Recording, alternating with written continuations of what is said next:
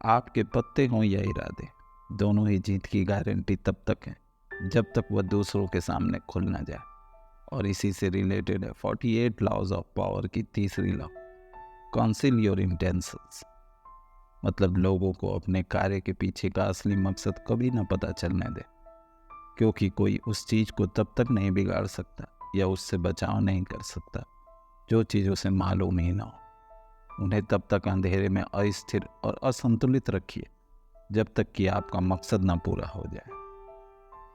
Part 1, use decoys and red herring. मतलब लोगों को अपने भ्रम में फंसाए रखिए, उन पर प्रलोभन, झूठी ईमानदारी, अस्पष्टता और लालच जैसे संसाधनों का इस्तेमाल करें, और लोग ये पहचान ही नहीं पाएंगे कि आपका लक्ष्य असली है या नकली। जैसे मार्कस की थोड़ी सी जल्दबाजी ने उसे उसका क्रश काउंटेस को हमेशा के लिए उससे छीन लिया, लेकिन बिस्मार्क की झूठी ईमानदारी और अस्पष्टता ने उसे प्रूशिया का प्राइम मिनिस्टर बना दिया। यह कहानी 17वीं सेंचुरी फ्रांस के एक नौजवान मार्कस की है, जो एक लड़की को पाना चाहता था, लेकिन प्यार में नौसिखिया होने की वजह से वो ये कर नहीं पा रहा था। तब वो ये बात निनॉन डी लेंक्लॉस को बताता है, जो कि एक आम औरत नहीं थी। वह 17वीं शताब्दी फ्रांस की सबसे फेमस कोर्टिसन थी, जो प्रेम और बहकावे की कला में पारंगत थी और समझती थी कि एक महिला का दिमाग कैसे काम करता है। और जब वो मार्कस की उस लड़की के लिए चाहत और तड़प को देखती है, तो वो उसकी मदद को तैयार हो जाती है। And now the game of seduction starts. Ninon ने मार्कस से कहा कि प्यार किसी जंग से कम नहीं, इसलिए उसे अपने हर कदम सब्र से और सोच समझकर उठाने होंगे। उसका पहला सबक था कि वह जब भी कॉन्टेस से मिले तो वह उसे यह जताए कि वह उससे प्यार नहीं करता, सिर्फ उससे दोस्ती करना चाहता है। और मार्कस ने ठीक ऐसा ही किया, जिससे कॉन्टेस कंफ्यूज थी कि आखिर मार्कस उससे चाहता क्या है।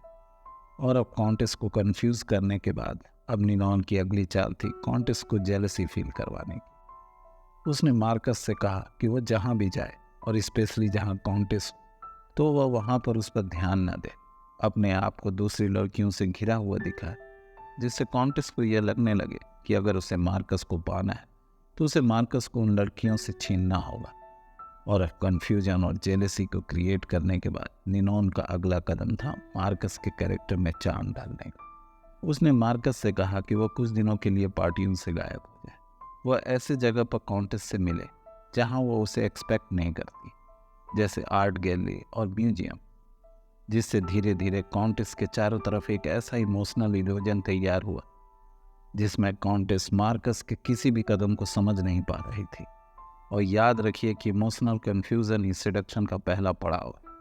भले ही इन सभी कदमों में निनॉन को कई सप्ताह लग गए हैं, लेकिन उसके सूत्र बता रहे थे कि अब वह समय दूर नहीं कि खुद कॉन्टेस मार्कस से आकर अपने प्यार का इजहार करेंगी, क्योंकि अब उसकी आंखें हर पार्टी में मार्कस को ढूंढा करती थी। मार्कस की घटिया जोक पर भी वह हंस देती थी। मार्कस का अब्सेंस उसे बेचैन कर देता था और उसकी मौजूदगी उसे खुशी देती थी। लेकिन अभी कहानी में एक ट्विस्ट आना बाकी था। एक दिन मार्कस कॉन्टेस के घर में था। दोनों अकेले थे, यहाँ तक कि निनॉन को भी इसका पता नहीं था।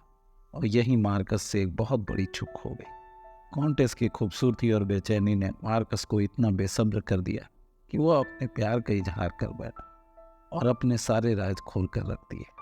और यह सुनते ही कॉन्टेस की आंखें खुली की खुली रह जाती है, क्योंकि यह वह मार्कस नहीं था जिसको वो पाना चाहती थी। जो मार्कस कभी उसे चार्मिंग लगता था, अब वो घिनौना लगने लगा था, क्योंकि अब सिडक्शन का जादू टूट चुका था, अब प्यार का भ्रम टूट चुका था और फरेब की जालें दिखने लगी थी। अब मार्कस का इंटेंशन उसके सामने था, और उसके बाद ना कभी मार्कस काउंटेस से आंखें मिला पाया, न उससे कोई बात कह पाया, और काउंटेस उससे हमेशा के लिए दूर चली। इसलिए बाल्टासार ग्रेशियन कहते हैं, धोखेबाज न कहलाए, भले ही आज बिना धोखेबाज बने रहना असंभव है। आपकी सबसे बड़ी चालाकी तो अपनी चालाकी जैसे दिखने वाली चीजों को छिपाने में। यह कहानी है इतिहास के सबसे चतुर राजनेताओं में से एक ऑटो वन बिस्मार्क की। बात 1850 की है। तब बिस्मार्क प्रूशिया गवर्नमेंट में डिप्टी के पद पर था और प्रूशिया उस वक्त दो मसलों से घिरा हुआ था। पहला यूनिफिकेशन ऑफ जर्मनी और दूसरा ऑस्ट्रिया से वार। दोनों ही को लेकर पार्लियामेंट में बहस चल रही थी, जिसमें सभी का मत था कि जर्मनी के सभी प्रोविनेंसेस को यूनाइटेड किया जाए, जिसमें प्रूशिया भी शामिल था, और फिर ऑस्ट्रिया से जंग लड़ी जाए। प्रूशिया का राजकुमार विलियम और पार्लियामेंट के ज़्यादातर मेंबर जंग लड़ने के समर्थन में थे, लेकिन प्रूशिया के उस समय के राजा फेडरिक विलियम फोर और उनके कुछ मिनिस्टर उस जंग के खिलाफ थे, क्योंकि वह ऑस्ट्रिया की ताकत को समझ रहे थे। बिस्मार्क भी उन लोगों में से था जिसने जर्मनी की यूनिफिकेशन का सपना देखा था। वह भी ऑस्ट्रिया का हितैषी नहीं था, लेकिन फिर भी उसने जंग का विरोध किया और उसकी पार्लियामेंट में दी गई स्पीच ने पूरा का पूरा गेम ही चेंज कर दिया। उसने कहा, उस राजनेता पर धिक्कार है जो बिना किसी कारण के युद्ध करता है। जंग तो एक दिन खत्म हो जाएगी, लेकिन आप यहीं रहेंगे। क्या आप उन किसानों से नज़रें मिला पाएंगे जिसने जंग में अपने खेतों को राख होते देखा है? क्या आप उस व्यक्ति से अपनी नज़रें मिला पाएंगे जिसने जंग में अपने अंगों को खो दिया है? क्या आप उस पिता के सामने खुशी मना पाएंगे जिसने जंग में अपने बेटे को खोया है? बताओ, क्या आप में हिम्मत है? क्या आप अब भी जंग चाहते हैं? और इस स्पीच ने पार्लियामेंट में भूचाल ले आ दिया, और जो पार्लियामेंट मेंबर पहले जंग चाहते थे, अब वह शांति के पैरोकार बन गए थे। और इस बात से राजा इतना खुश हुआ कि राजा ने बिस्मार्क को डिप्टी से कैबिनेट मिनिस्टर बना दिया। लेकिन उसके कुछ ही वर्षों बाद बिस्मार्क ही था जिसने जर्मनी की यूनिफिकेशन के बाद ऑस्ट्रिया से जंग छेड़ दी।